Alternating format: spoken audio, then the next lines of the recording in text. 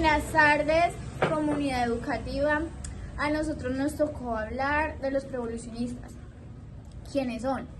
Son científicos que creen teorías fijistas, pero están abiertos a discutir acontecimientos que están ocurriendo en el campo de la ciencia, como el registro fósil, las nuevas hipótesis geológicas, las ideas de que los cataclismos no eran como suponían los teólogos, el desarrollo embriológico, la cría de selectiva eléctrica, etc. ¿Quiénes son?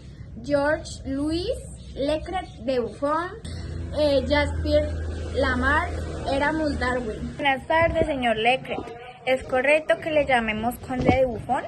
Sí, fui naturalista, botánico, biólogo, cosmólogo y escritor francés.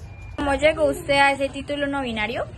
En 1749 se publicó el primer volumen de su obra, Historia Natural, en 44 volúmenes, aunque el último volumen se publicó en 1804 después de su muerte, en lo que el cual Buffon pretendió compendiar todo el saber humano sobre el mundo natural.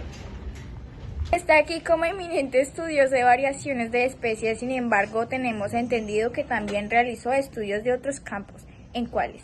Estos cambios evolutivos ocurren por mutaciones que proceden variaciones genómicas, lo que da lugares y aparición de individuos cuyas funciones biológicas o rasgos físicos están alterados. ¿Qué teoría defiende usted respecto a los cambios de los seres vivos? En embriología, yo Buffon defendí una teoría de epigenotismo frente al preformacionismo dominante en la época de la teoría preformista. Defendí que el desarrollo de un embrión no era más que el crecimiento de un organismo que ya estaba preformado, un homúnculo. Buenas tardes, señor Erasmus Darwin. ¿Usted tiene algún tipo de parentesco con Charles Darwin? Sí, tengo algún tipo de parentesco con Charles Darwin, soy su nieto.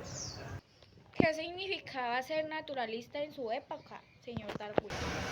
Ser naturalista en esta época significaba estudiar la realidad exclusivamente en hechos dados por la naturaleza. Esto ni en especulaciones ni en ninguna otra forma de la revolución divina. Los naturalistas estudiaban otra rama emparentada con la naturaleza, eran personas con mucho interés por los seres vivos. Usted había insinuado que las plantas y los animales habían evolucionado de la época, especies primitivas. Estas teorías en su época eran muy criticadas. Ese espíritu arítico y enfrentarse a las ideas de las épocas puede causar problemas.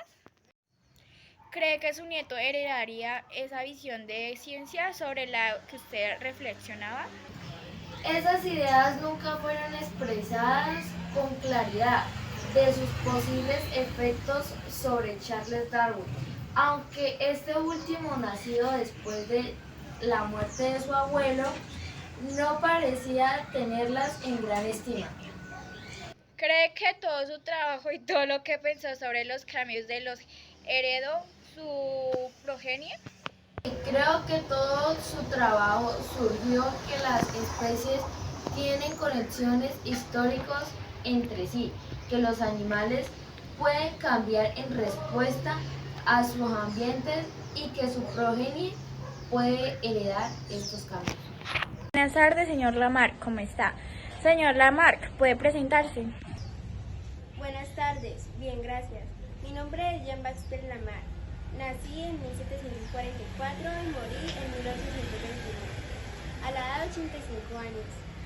Su teoría sobre los cambios de las especies afirma que las formas más complejas surgen de otras más sencillas, por fenómeno llamado progresión, que depende de dos fuerzas. ¿Puede explicarnos en qué consiste esas fuerzas? La herencia de los caracteres adquiridos, en su esfuerzo por adaptarse mejor a las condiciones que viven. Se fortalecen y se desarrollan los órganos que son útiles. Cuvier atacó implacablemente sus ideas. ¿En qué aspectos se distinguen sus teorías? El científico francés Cuvier fue defensor de la sociedad pintista de los pioneros en la clasificación de los fósiles al plantearse una relación entre las especies de algunas extinguidas y otras actuales. Si yo entreno en un gimnasio y mis músculos adquieren un gran desarrollo.